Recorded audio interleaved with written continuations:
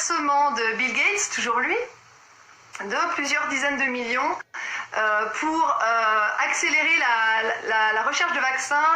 Il appelait ça l'accélérateur thérapeutique.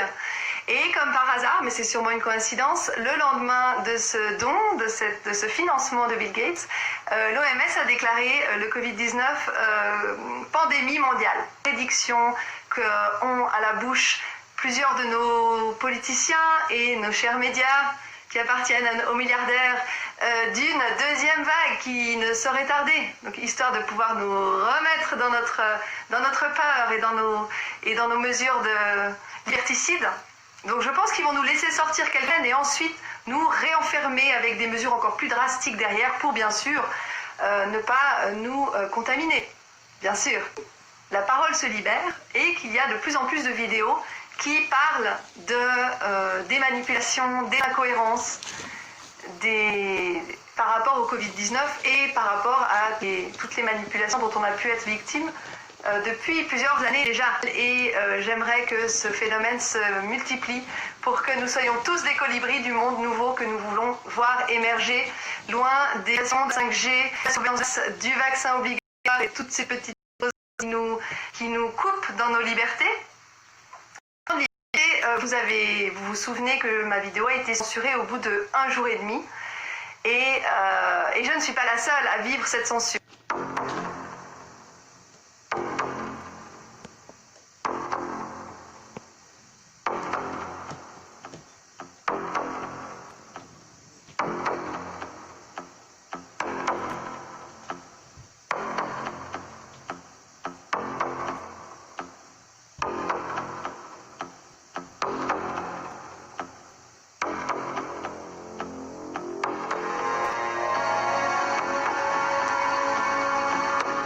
Mais parce qu'en fait, on a vacciné contre ces maladies-là et du coup le corps fait d'autres choses pour éliminer ce qui l'empoisonne. Parce que ce que j'ai compris aussi, c'est que les maladies ne sont pas des problèmes en soi, elles permettent au corps d'éliminer les toxines, les résidus de ce qu'on mange pour nous, du style les féculents, les produits animaux. Et par exemple, la coqueluche ou la petite vérole qui était présente sous nos latitudes il y a quelques siècles ont été remplacés grâce au vaccin par la tuberculose et la poliomyélite justement. Et ensuite, troisième vague, après avoir empêché les maladies fonctionnelles qui étaient donc la coqueluche et la petite vérole de faire leur boulot d'élimination des toxines, on a fait des maladies lésionnelles, donc la tuberculose, la poliomyélite, et maintenant on en est à l'étape 3 qui est de faire des maladies dégénératives. Donc le sida, la myopathie par exemple. Donc continuons à nous vacciner, à la fin il n'y aura plus d'êtres humains puisqu'on n'aura plus besoin de se défendre. Pour un vaccin intranasal, le maintien correct de la tête de l'animal au niveau du cou est la clé du succès de l'administration. Pour les gros bovins, il est important que la tête de l'animal soit d'abord correctement immobilisée pour l'injection. Utilisez la canule pour lui injecter 2 mm de Inforce 3 dans une seule narine. Veillez à utiliser une nouvelle canule pour chaque animal afin de prévenir la propagation de pathogènes. Assurez-vous de saisir la canule par son col lors de l'enlèvement. Sur le dispositif de la pompe, utilisez un tissu propre pour essuyer l'embout entre chaque bovin. Les jeunes veaux peuvent être trop petits pour l'utilisation typique de la goulotte de maintien pour l'injection. Dans ce cas, vous aurez besoin de maintenir le veau manuellement au sol afin de lui administrer le vaccin à l'aide d'une petite seringue disposant d'une canule. Veillez à maintenir le cou et la tête de l'animal à l'horizontale afin d'éviter l'ouverture de la trachée, ce qui augmente le risque que le liquide pénètre dans ses poumons. Consultez toujours votre vétérinaire si vous avez des questions sur l'administration correcte du vaccin.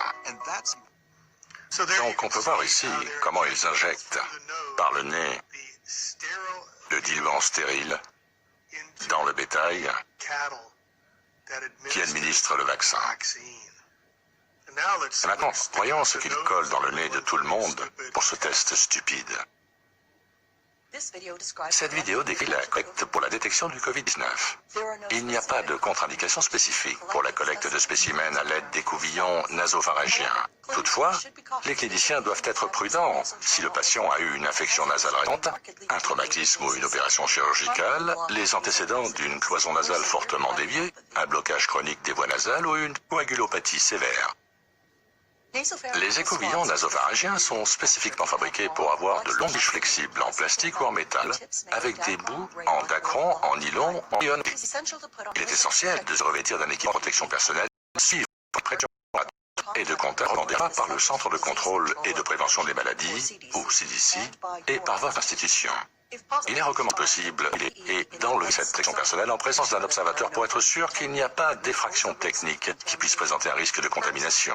Tout d'abord, enfilez une blouse de protection et lavez vos mains avec de l'eau et du savon ou une solution à base d'alcool. Puis, mettez une paire de gants non stériles, suivie d'un masque de protection avec la norme N95 ou supérieure recommandée par le CDC. Et enfin, un écran facial pour la protection des yeux.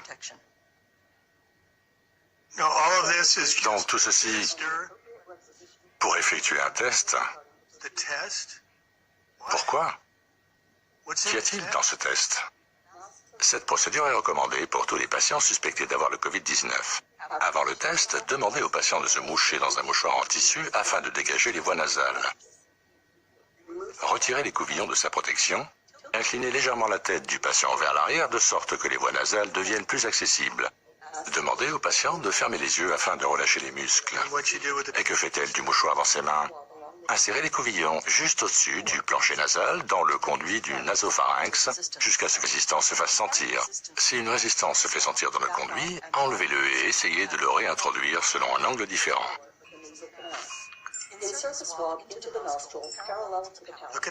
Regardez jusqu'où pénètre la tige, juste pour un instant.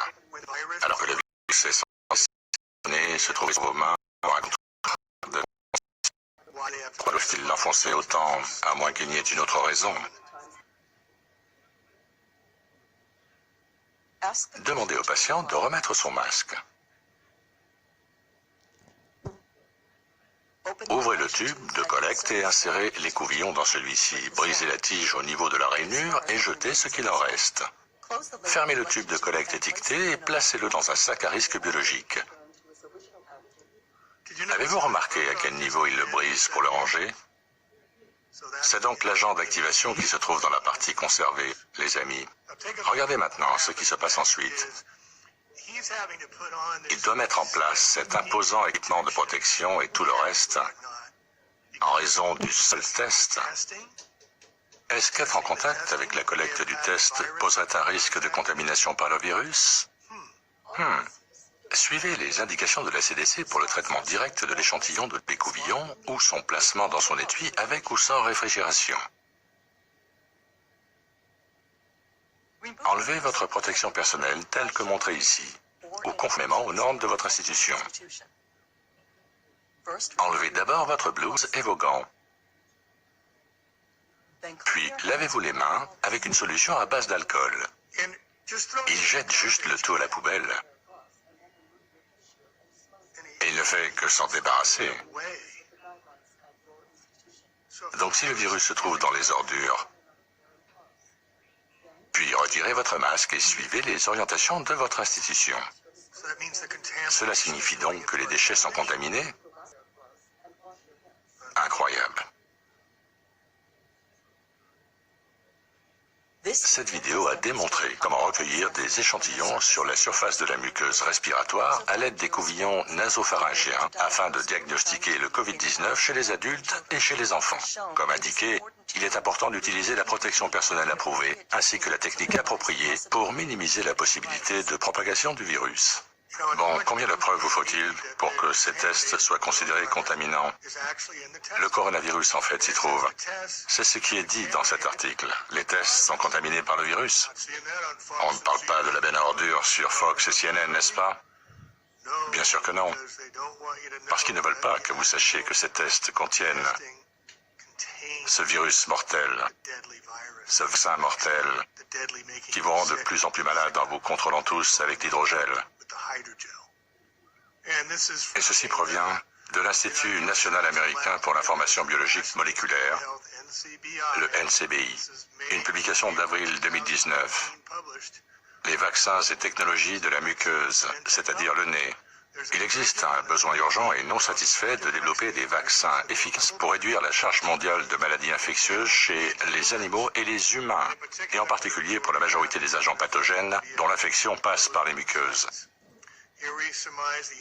Nous résumons ici les obstacles à la mise au point de vaccins par les muqueuses et à l'examen des technologies nouvelles émergentes visant à surmonter le manque de systèmes efficaces d'administration des vaccins, ce qui est le principal obstacle au développement de ces nouveaux vaccins. Bien, je pense qu'ils l'ont surmonté. Souvenez-vous qu'ils ont dû rappeler leur cube en sucre dans les années 60 censé vacciner contre le prétendu virus de la poliomyélite et qui était en réalité du DDT qui, selon l'Institut national de la santé, a tué 98 millions de personnes, ceci grâce à un vaccin sous forme de cube en sucre. Réveillez-vous les amis. Des vaccins pour combattre les zoonoses sont une priorité particulièrement urgente. Combat, militaire, effet Trump. Il fait appel à l'armée pour administrer ce vaccin. Mais c'est aussi le test, les amis, qui doit vous inquiéter. Ils y mettent le vaccin, ce vaccin mortel qui vous rend de plus en plus malade, tout en contrôlant votre humanité. Ne faites surtout pas ce test. J'espère que ceci vous sera utile. Merci à Pristine pour ce partage très apprécié. Faites-en un tag, partagez l'info. Merci.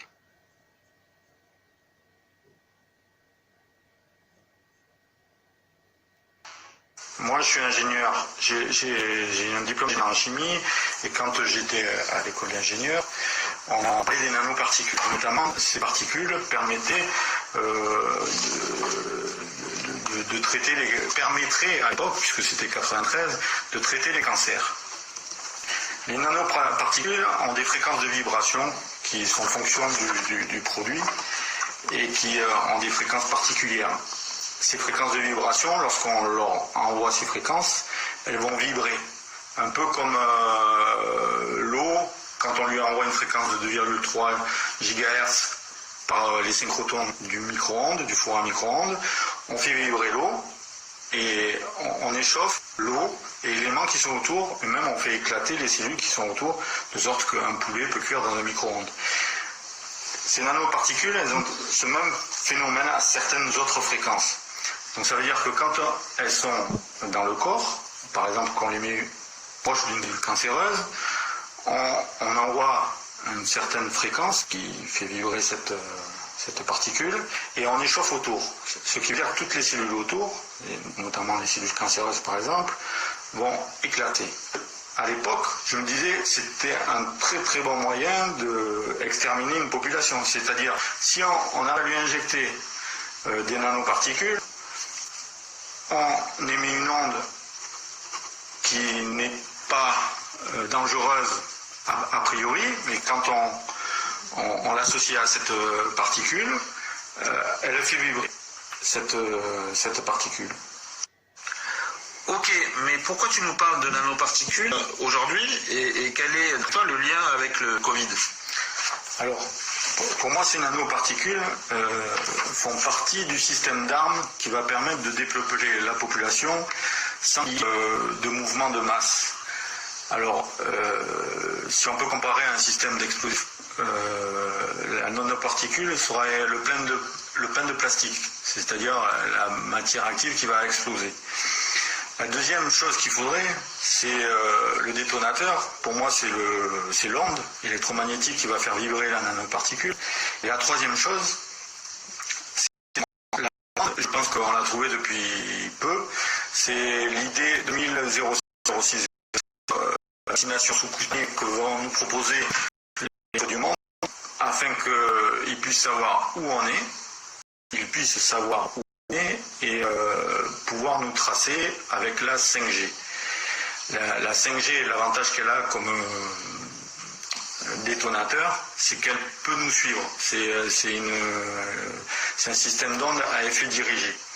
Donc on est tracé, on sait, ils savent où envoyer l'onde et ils savent qui ils vont faire chauffer. Pour pouvoir avoir ce système d'armes opérationnel, il faut quoi? Il faut pouvoir injecter les nanoparticules dans les corps. Le seul moyen qui pour c'est ping 15, autour de j'ai lu le livre de Serge Reider et j'ai appris que dans les vaccins de nos enfants et des vieux, par exemple les vaccins de grippe, il y avait présence de nanoparticules alors que les laboratoires disaient qu'ils ne mettaient pas de nanoparticules. Et il n'y en avait pas dans les vaccins pour vétérinaire. Donc j'ai commencé à me dire, oh, on a un bon système d'armes qui est en train de se mettre en place. Qu'est-ce qui va se passer? On va avoir une pandémie. Et poum, 2019, on a une pandémie. Et derrière cette pandémie, qu'est-ce qui se cache? On a des ordonnances qui permettent de mettre en place la 5G, donc une partie de notre système d'armes. On a une volonté de nous imposer un vaccin. Au Danemark, ils ont fait une ordonnance comme quoi si le vaccin Covid existait, tout le monde devrait l'avoir. Dans tous les pays, on est en train de mettre au maximum la pression sur la population pour qu'ils se vaccinent, parce que la pandémie est là et que le seul moyen, c'est qu'on est en phase sur cette théorie où on va vacciner la population, et en plus, dernier temps, on parle de grand reset 2021. Voilà tout ce qui me fait dire qu'on est dans un historique d'un génocide de dépopulation de terre. Alors, tu as décidé cette pandémie, bien avant qu'elle arrive. Que penses-tu maintenant concernant les mois à venir? Écoute, la chose elle est claire, c'est le déploiement du système d'armes. Alors qu'est-ce qu'on a vu? On a vu courant mars des ordonnances qui permettraient de déployer la 5G. Le gouvernement et tous les gouvernements mondiaux sont en train de déployer cette partie de l'arme. La deuxième chose, on active les choses pour que le pseudo-vaccin, parce que c'est pas un vaccin, c'est une partie de l'arme, soit mis en place. Et bien avant les 2 ans qu'on nous a parlé depuis un certain temps, ils pensent même que ce vaccin va être mis en place en septembre. La deuxième chose, il faut obliger la population, il faut la faire adhérer à la vaccination. Alors il y a les médias, mais ce n'est pas assez fort. La chose qui est la plus importante pour les gens actuellement, ce sont les enfants. Ils ont préparé leur coup. Depuis 2018, on a l'obligation vaccinale. Depuis l'arrivée du gouvernement de Macron, on a une obligation vaccinale, avec 18 vaccins pentavalents contenant tous des nanoparticules. Tiens, comme par hasard, une partie de l'arme. Ces nanoparticules-là qu'ils ont injectées dans les vaccins, ils vont s'en servir. Alors comment? Une fois que la 5G sera déployée, et je dis bien une fois que la 5G sera déployée, ils vont envoyer des rayonnements qui vont faire exciter les nanoparticules qu'ils ont injectées dans nos enfants depuis 3 ou 4 ans. Et dans les vieux aussi, dans les personnes âgées, excusez-moi, avec le vaccin de la grippe. Qu'est-ce que ça va donner? Il va y avoir des fièvres, il va y avoir des inflammations. Comme par hasard, c'est la maladie de Kawasaki qui va arriver. Donc moi, ce que je dis, dans les mois à venir, quand les antennes seront déployées dans certains pays, ça ne sera pas tout d'un coup, mais on va voir qu'en France, dès que les antennes 5G vont être déployées, eh bien on va avoir apparition de la deuxième vague du coronavirus. Et cette deuxième vague va avoir une particularité, elle va toucher toujours les vieux, puisque les vieux ont été vaccinés, en tout cas les vieux vaccinés par le vaccin de la grippe, et les enfants qui ont été vaccinés. Donc il va y avoir un développement de la maladie de Kawasaki, ce qui va permettre au gouvernement d'imposer le vaccin Covid et de tous nous injecter ces nanoparticules afin de pouvoir nous réduire en masse. Et quand peut-être au début, ils auront la capacité de peupler jusqu'à 90% de la planète, enfin tous les gens vaccinés. Voilà.